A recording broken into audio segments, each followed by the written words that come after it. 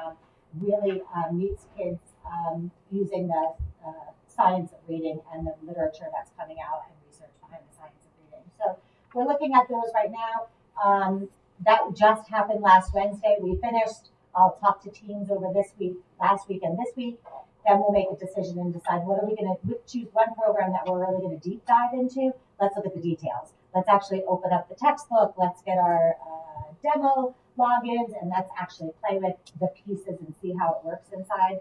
And will work for us and our kids. And then after that, we'll do some visitations, maybe some online demos here, giving up somebody doing a model classroom for us, specific lesson reviews, and then hopefully we'll have a decision to bring by March. This way I can secure some professional development and get our started right away with PD for teachers before the school year starts in September, which will be here before we know it. Do you know any school districts who are currently operating and using any of those programs? Yes, all of them. Okay. That's one of the first questions I ask is who in New Jersey is using it and who's similar to us. I have someplace from all of them that we'll be looking at or going to visit. Okay, yeah, just to see how it is actually implemented in classrooms by real-life teachers. Exactly. And also their data. Well, See that's how- yeah. how to I perform. asked just how user-friendly is it? How do the teachers actually like it, using it on a daily basis? Teachers love that anecdote stuff from other classes. Oh, I'm sure. Yeah. Do every day. Yes, exactly. And last. Oh, yeah. One Book, One Community is a regional initiative that started in 2005 and has been running ever since. It includes Montague, Sussex Vantage, Lafayette, High Point, Frankford, and if and when sometimes there's a school library connection at the county library. There's not always a children's library who plays along with us, but they often will support us in their at their local libraries. So we got together again this year. We are using a book called Finding Gobi by Dion Leonard. He is a ultra marathon runner who ran across the Gobi Desert in an 80-mile race. I won't give away the story, but Gobi is a dog who kind of follows it, gets lost, and we're hoping to might give a little bit of a story. What do you call it when you tell a story and you give it? Spoiler alert. Thank you. Spoiler alert. I'm hoping, thank you. I'm hoping to have at our Young Authors Conference, which is our culminating activity, which we haven't had because of the pandemic. So we're bringing back the Young Authors Conference on March 25th, which is a Saturday. It'll be here at Frankford, and we'll invite everybody to come here. I know some people have had children who have participated for, but I'm hoping that we'll be able to have Gobi and Dion on a Skype call with us. So fingers crossed that we can make that happen on the 25th. So that's what's happening. On that Young Authors Conference, we'll do writing sessions. We'll do a run and read book in the small gym where we'll run around the gym a little bit because, of course, it's marathons. We have to bring running in there. We'll do hopefully have the video conference and some other sessions for kids during that day on the 25th. So which grade level? And so everybody, it's a K through adult. That's why we send it out to local libraries. So there's a K through 2 Gobi, a little dog with a big heart, which is like a children's book. And then there's Finding Gobi, a young authors YA edition. So we'll read that in 3 through like 9th grade. And then there's the adult version, which is Finding Gobi. I don't remember the rest of the title, but we'll also put that out as our 9th through adult. Welcome. I saw Young Authors Conference on our list to approve for location, so it's great to see it coming back here. Does that always rotate, or does the school try to get it and keep it? Because I know it's been at High Point, since it's Wantage. It depends on who at the meeting with the 6 or 7 people from the count and who doesn't hide under the table when we say who's going to host it. So I really love to have it here because it's convenient. The PTA will do a book fair, so we'll earn some money for our PTA. It brings people in our building. So I never hide under the table, so I'm usually the last one standing, saying, "Sure, we'll have you here." Super glad it's back in Yeah, person. that's awesome. So, I mean, my kids have had such great memories going through participating. It's fun. It's nice work. Thank you. All right. Very good. Thank you. Welcome. So under technology, I'll let everybody move back.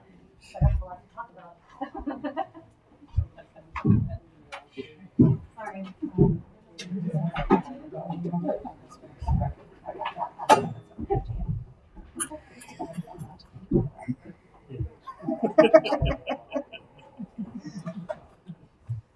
So Chromebooks, we continue to talk about how beat up they are.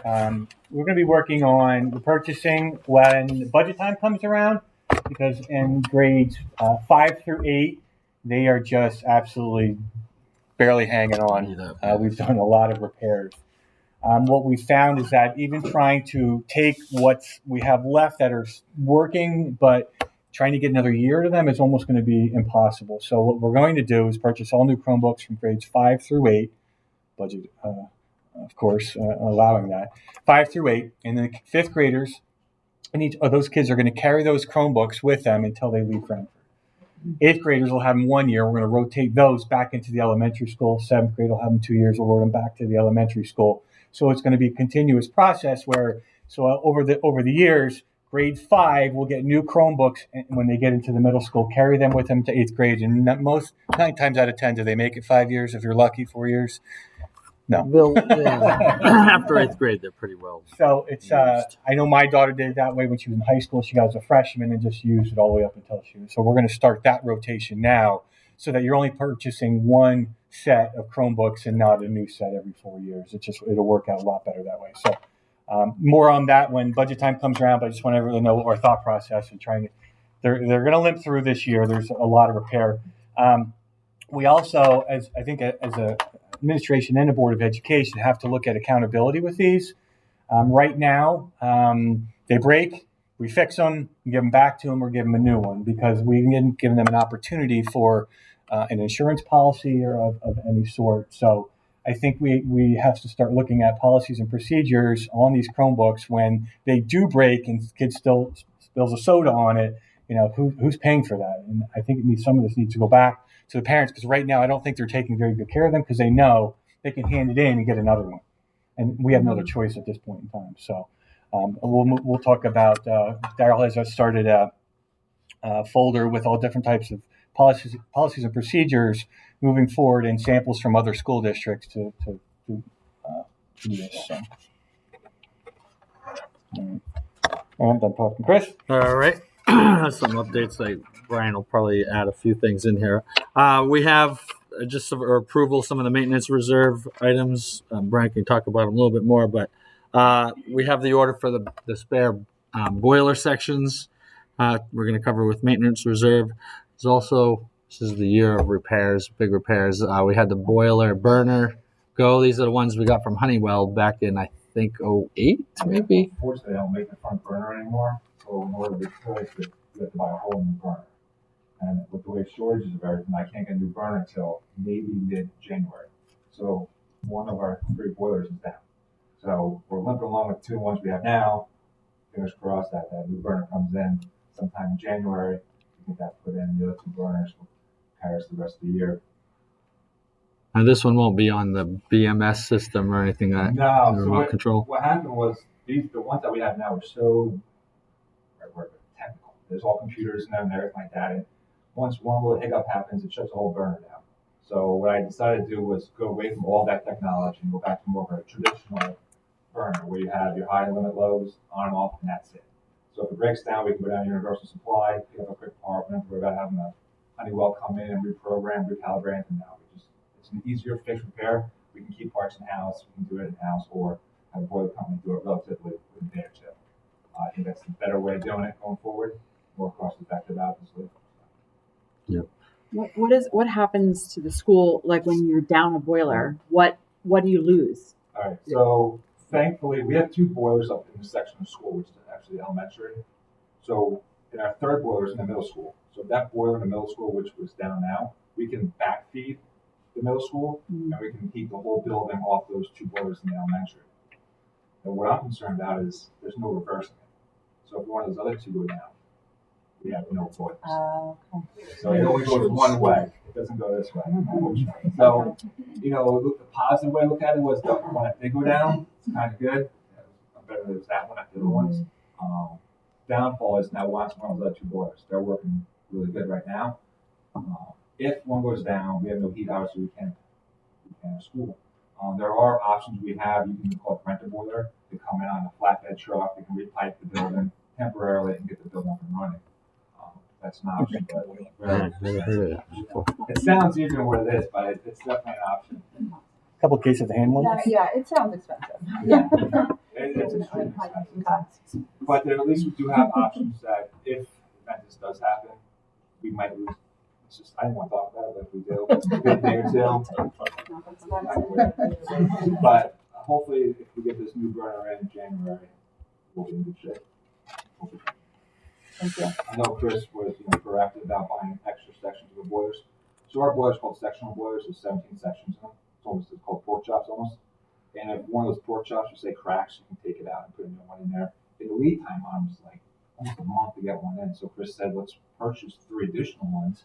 And thankfully, all 3 boilers are the same size. So once we purchase them, we'll have 2 extra spares. We'll find a space from somewhere. There is a huge delay on those. They're not even accepting my POs yet because there's that 6-month delay.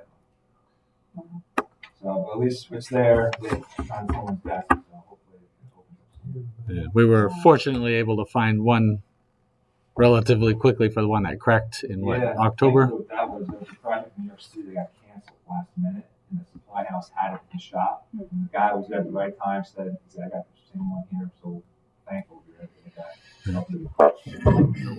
Like that time. Then right after that, our hot water heater went. Our 105 hot water heater over stage went. We're still trying to get that wrapped up. Hopefully, with another day or 2. We have some minor issues with the air system. We're just trying to get that out. I have found airlock, but we're working on that. Fun stuff. So, thanks, Brian. Other items going on. So we met with the architects last week. We've met with them a couple of times trying to decide what projects we can do. Originally, we were meeting to discuss what to do about the classroom unit out at the end of B Wing, as well as the child study team trailer. Unfortunately, the cost of that, whether it's trying to combine those 2 in one facility, which is ranging in the upper $2 million range, or just having 2 classrooms replacement, which is still the low $2 million range, that's out of the ballpark right now. That would be more of a referendum item, and hopefully we can get, when it comes down to it, we could get debt service aid or a new grant. So that'll be something we revisit, and we'll be discussing what options we have for. Certainly the child study team trailer is going to need to be replaced probably within the next year. So we'll be discussing options we have there of where to place those staff. So with that in mind, the state announced a ROD grant, a regular operating district grant, which is a 40% state funding for projects that are relatively short turnaround, do not require any bonding or any other outside funding. We do have some funds in our capital reserve. So with that in mind, we're able to afford about not $1 million when we include the ROD grant available funding if approved, but we're going to use that to replace our B-wing roof, which is our one of the smaller sections. We have since in the past probably 8 years, maybe less, we've replaced this whole front half of the school with the metal roof. Done the siding and the soffit around D-wing, and then we've replaced the D-wing roof, which is the middle school, as well as the gym, the large gym and the small gym. So we have 2 more roofs left to go. This one's about 30 years old, I believe. So I think it's a good use of the funds. We certainly don't want to lose 40% state funding, so we're going to try and apply for that, which we have an approval to apply for the ROD grant, a resolution for that. Health plan eligibility. Make sure I didn't skip anything. So health plan eligibility, we are updating, and this was part and tied in with negotiations to eliminate the 60-day wait period for eligibility for family benefits, as well as same thing for the dental. Dental had a 3-year wait period for family coverage. When we budget for this, we budget for family benefits, so it's not really a cost increase. The 60-day wait period normally is the summer months. So if someone starts on September 1st, they have family eligibility. But if they start on October 1st, they have to wait 60 days. At that point, usually we've budgeted for the family benefits. But what has been happening, especially with the staffing shortages, is some people are saying no because they can't afford to be without family coverage for that wait period. So we decided to update the wait periods, but we have to do it as the whole school, as the board has to. You can't just arbitrarily change it at one point. You have to have the board has to agree to the universal change. So that is another resolution, which is number 18. Last item I have on here is Treasury Direct. So school districts have very limited options for investing. So the statutes in 18A pretty much limit you to primarily federal-backed securities, which would be T-bonds, T-bills, and they have to be less than 397 days in duration for maturity. So after that, there are a few other caveats for investing in local bond issues, but they have to be, in this case, we could invest in a Frankford bond because we're located in Frankfurt, but that's about one of the very limited options we would have. So with that in mind, I've set up an account for Treasury Direct, which is directly through the U.S. Treasury for purchasing T-bills. And I just want to get approval for the board to be able to do that. Since we don't get a lot of interest through our bank accounts, I've tried to do certificates of deposit in the past, got written up for having CDs because they were not federally backed. So with that in mind, what I want to do is set up through Treasury Direct, once the account's approved by the Treasury, as well as your approval for the investments, to be able to start putting some of our money. Our average bank balance is about $1 million, so I would like to try. I'm just going to try smaller amounts at first, just to keep with the cash flow. I'll do cash flow estimates all the time, but I'm probably going to start with a monthly, do a 3 months bond, and so on, so we can have things coming to maturity regularly. But hopefully, at least if we can make a few $1,000s on interest, it's a few $1,000s we can use with the continued decline in state aid. So I want to try and do whatever we can to make that work. So I have a resolution in here to authorize the investment up to $1 million. I will not be putting $1 million in there, but I just want to have the authority to be able to make it. The way Treasury Direct works, if you haven't used it in the past, it's a very simple process. What you do is you say you have a denomination you want to invest, $1 million investment. I'm just going to do that. Don't ask me to do math in my head. I'm just going to round. But anyways, say you want to do $1 million worth of investment. You go into the Treasury Direct website. You pick the duration you want. So it could be a 4-week bond, 2-month bond, 3 months, 6 months, a year, so on and so forth. You pick that duration, the dollar amount, and what happens is it schedules an auction, which will be usually 2 or 3 days later. On the date of the auction, the Treasury wires out the money that is the net amount of investment, and then on the maturity date, they wire the money back into your account, which is the original investment plus the interest. So it's 2 deposits. So it's very seamless. There's not a lot, no middleman. It's just you do it through the federal government website, and it's easy. And then from there, I just book. I book in there whether we have funds held by securities on our board secretary reports, and then the interest just comes through as interest, or interest on investments. It's very simple, very low risk since it's federal securities, but I'm hoping you're all okay with that and pass the resolution. Then that is all I have for facilities and finance. Any questions on there? No? Okay. Thank you. Do you know what the interest rates are? I have the copies in here. So right now, actually, I should have had bonds. That is your page 47. So this is as of last Thursday. So 1 month Treasury is paying 3.866 interest. 3 months is 4.34%. 4.57. The magic one right now is about the 6 month T-bill, 4.7% interest yield. So I opened up an account for myself because I'm getting nothing from the bank. So it works out pretty well. And you certainly get a lot more interest in a short period of time. You don't have to be. You just put it on the Giants last night. Yeah, I would have guaranteed to lose it. So. One other thing, if you notice, the sign up front has been dark. The control board on it fried, so we haven't been able to access through the software. Cannot access the sign until we get that control board. And of course, there's a big backup. Good thing is it is warranted. I have to pay for something for once, so I just don't know how long that's going to take to get in. That's great. Chris. Like another thing breaking down. Lovely. School safety and climate, fire drill and lockdown drill. We will have this week. I think, do we already have a fire drill? I don't remember. Anyway, we have to keep track of those. And then in personnel and exec, we'll talk about the FTE, BOE, collective bargaining agreement. And I think we have some legal issues to discuss as well. So probably a good 20 minutes, maybe 20, 25 minutes. Going exec. Yeah, 20 minutes is probably a good estimate. Okay. I think we may want to fudge a little bit on that. All right. Okay, I'll have a motion to move into executive session. Second. All in favor, say aye. Aye. Opposed? So ordered. Thank you. We're going to ask you guys to go out. Sorry. You can't all fit in Brady's office, I'm afraid.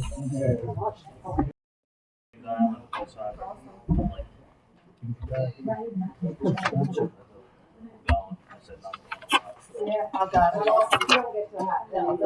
You're going to read it. What, you're going to do it? Because you can't.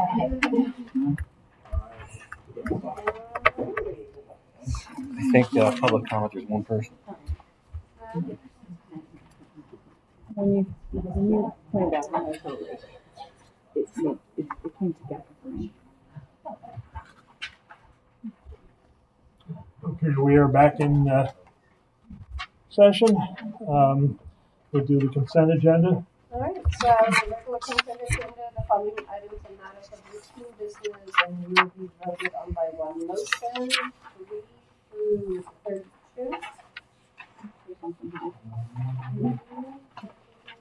Yes. Yes. Yep. Chris, I want to abstain from 3. I need to abstain from 8. Okay.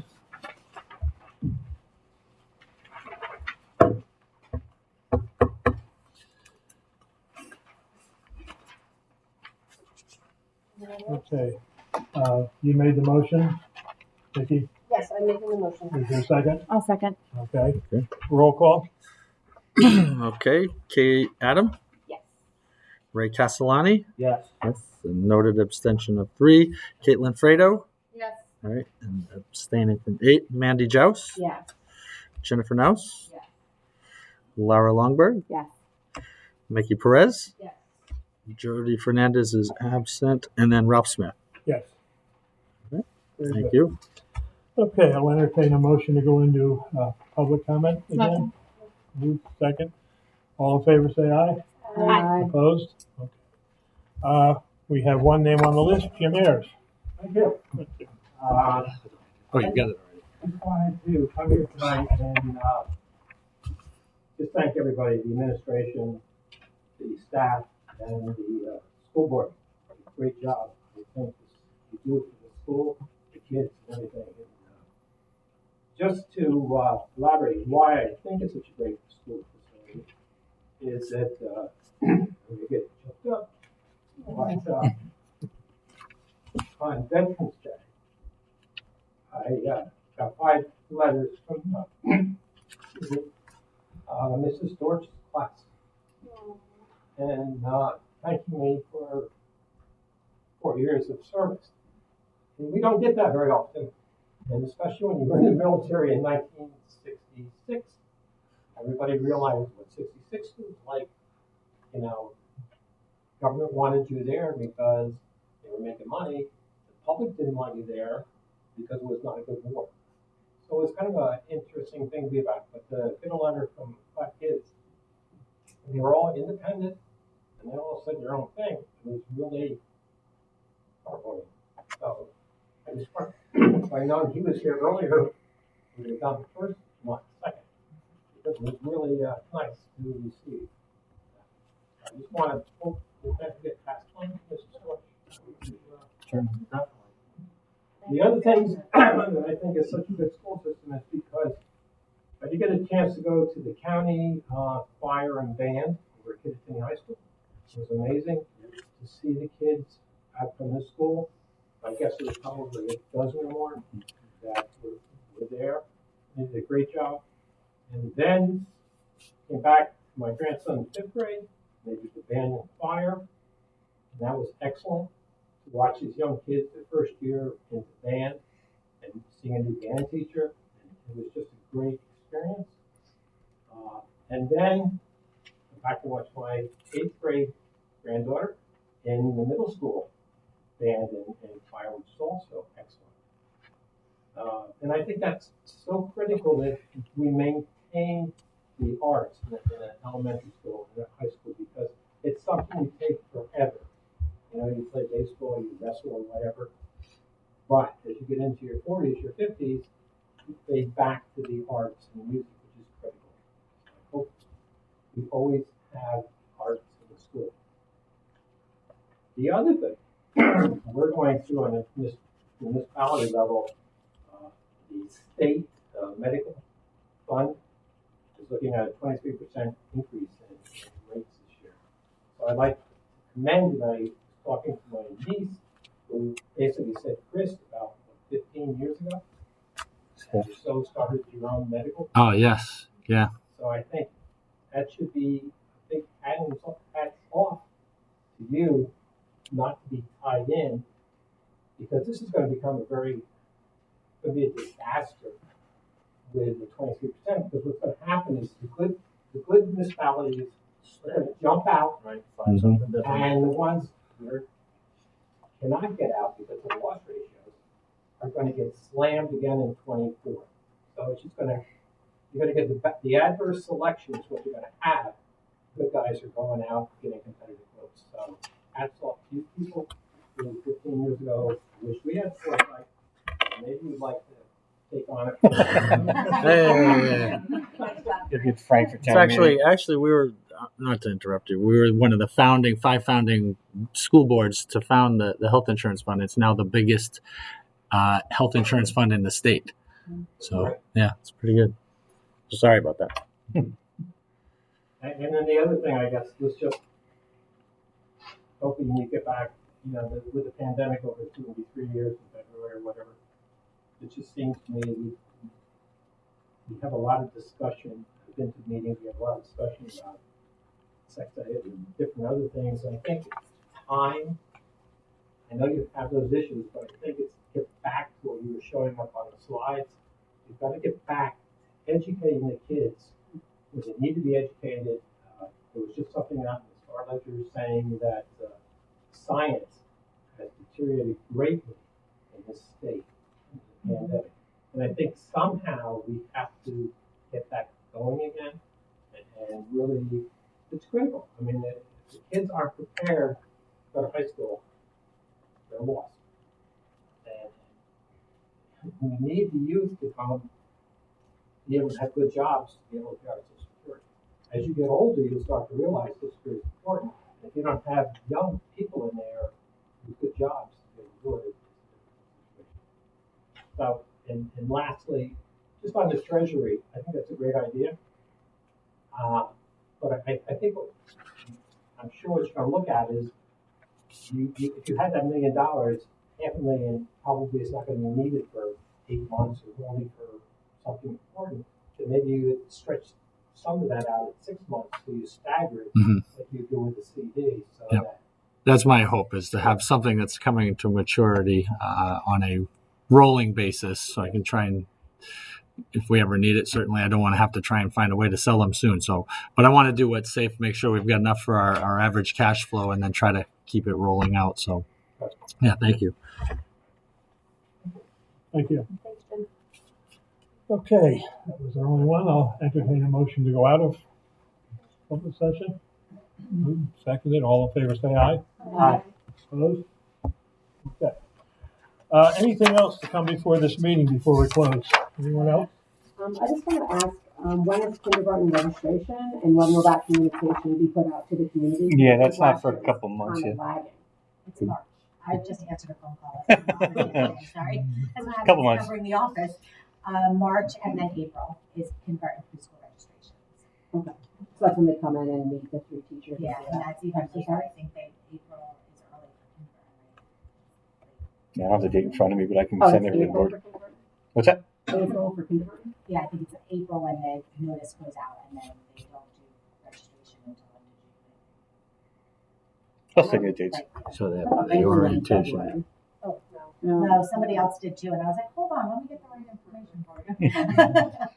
It's after Easter. Yeah, It was definitely Yeah, warm. they discussed. Warmer. We go on the bus and we definitely go. That's in the summer. No, that's in the summer. that's the Not orientation. the orientation. No, she just means registration. They come in and they meet with the 3 teachers and like pick their name out of the group and do the numbering. The date for the next meeting is the 9th, not the 6th, just a little, Whoops. Yeah, this is a nice start. throw that out there. Unless you don't want to come on the 6th, I'll come on the 9th. That's a Friday. That's a Friday. Right, that's why I was like. That's pizza night. That's fun. The agenda's going. Well, I want to say happy holidays, Merry Christmas to everyone, Happy New Year, to all of you, and to our families. I'll catch you. Thanks again to all of you guys that we're not going to see next month. I would just like to take a moment of personal time before I close the meeting for the final time. It's been absolutely my pleasure to be part of Frankford Township Board of Ed. There have been great people on this Board of Ed, and I would say that even before I was on the Board of Ed, back when I was fighting with the Board of Ed, right, Jim? There were always great people on this Board of Ed, and I think people who kept their eye on the prize and kept their eye on what's important, which is the educational program and the students in the school. And I think we've been able to do that as a board, and I'm very proud of the things that we've accomplished as a board. I don't take much credit for much of it, but we've been through a pandemic, we've been through we're going through budget cuts, and we've managed to maintain our school and the quality of our education. Certainly things we want to do beyond what we're doing, and we're frustrated not being able to do it, but it's been, I think this school has always been exceptional. I think it remains exceptional. And part of that is the staff. Staff in the school is top notch. And a lot of that goes to Braden because people he's hired and so forth. But, we have a top notch staff in the school. And I've always felt I'm just totally impressed every time he hires somebody because the quality of people he's able to hire. We don't have the highest salary guide or the best benefits or anything else, but this has been a great place to work and the atmosphere, and a lot of that is the responsibility of Braden and his leadership. I've been involved in education for 50 some years. I was very much involved with the NJEA, the NEA, and the SVEA, as well as the FDEA, and I met a lot of superintendents. I fought with some of them. Some of them are even my friends still. But this guy is the best superintendent I've ever seen. We fought a lot too. Yeah, we do. That's okay. I don't mind. But he is the best superintendent I've ever seen. And I hesitated when we hired you. I wasn't sure. But you have exceeded my expectations in every way that, you really I'm like, oh my God, Ralph's going to be on the board. I'm never getting the job. Harry thought that. I remember. But you have done an outstanding job in this school, and I just applaud you for all of your efforts. And you don't always get a lot of credit for it, but I think you definitely should. Thanks. And the other thing I want to say is, Chris, we talked about budget cuts and everything else. We couldn't have done that without Chris. He is so proactive, planning steps ahead of everything and finding new ways and creative ways. He doesn't like when I say creative, I but do. That's okay. creative legal ways of keeping us above board and helping us to keep our programs in place. And I want to say thank you to Chris. Thank you. Because you've been tremendous, and you are the best BA I've ever seen. And I've seen a lot of BAs too. So, we have Janine over there. You are the absolute epitome of a curriculum coordinator. You are just, I just can't say enough. And Amy, you put up with all this stuff, and you just do a wonderful job. And I just think this is a great school, and I'm proud to have been involved with it. And I came to the conclusion that it was time for me to step away, and we're spending more time away from the area. And but I have enjoyed every second of being part of this board. And I just want to thank you all for your efforts and wish you all success in moving forward, all the challenges that you're going to have face in the future. So, thank you. Thank you. Thank you, Ralph. I think you're Time up, baby.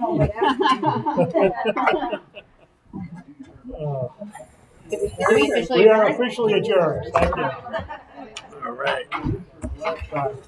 Keep my nameplate too. Yes, you may.